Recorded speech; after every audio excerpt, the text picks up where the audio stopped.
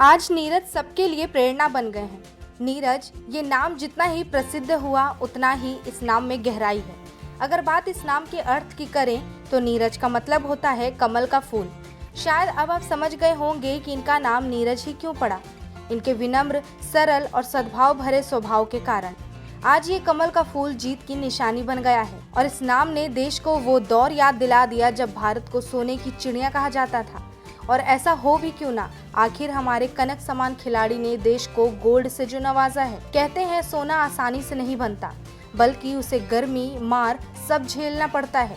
बढ़ते तापमान में तप रहे धातु से सोना बनने तक का सफर सिर्फ उसी धातु को पता होता है, जिसकी कहानी और संघर्ष किसी के नजर नहीं आता सिवाय उसके चमक के। ठीक उसी तरह नीरज चोपड़ा के हाथों में वो गोल्ड मेडल चमकता हुआ काफी शानदार लग रहा था, लेकिन नीरज और उस गोल्ड मेडल के बीच की दूरी को तय करने में नीरज ने काफी त्याग, मेहनत, संघर्ष और कठिन स्थितियों का सामना किया है।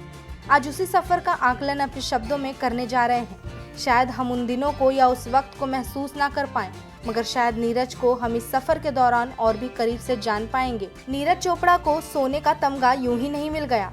इसके लिए उन्होंने काफी त्याग किए हैं। ध्यान सिर्फ तैयारी पर रहे, इसके लिए उन्होंने 1 साल पहले ही मोबाइल फोन से किनारा कर लिया था। वे मोबाइल को स्विच ऑफ रखते थे।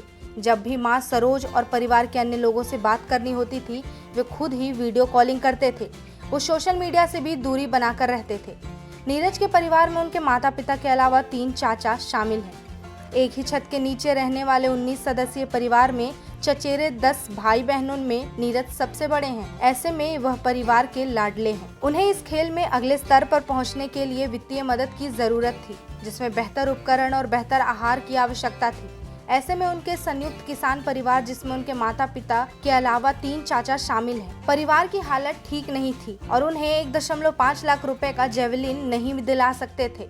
पिता सतीश चोपड़ा और चाचा भीम ने जैसे जैसे 7,000 रुपए जोड़े और उन्हें अभ्यास के लिए एक जेवलिन लाकर दिया। वो 2011 में जूनियर विश्व चैंपियनशिप में 86.48 मीटर के अंडर 20 विश्व रिकॉर्ड के साथ एक ऐतिहासिक स्वर्ण पदक जीतने के बाद सुर्खियों में आए और फिर उन्होंने पीछे मुड़कर नहीं देखा।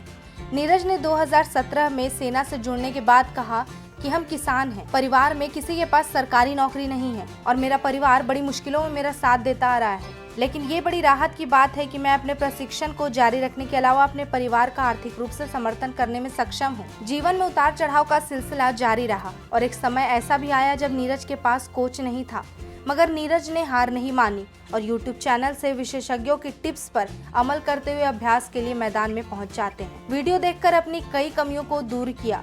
इसे खेल के प्रति उनका जज्बा कहें कि जहां से सीखने का मौका मिला, उन्होंने झट से लपक लिया। 2017 में सेना से जुड़े प्रशिक्षण जारी रखते हुए खेलों से नीरज के जुड़ाव की शुरुआत हालांकि काफी दिलचस्प तरीके से हुई।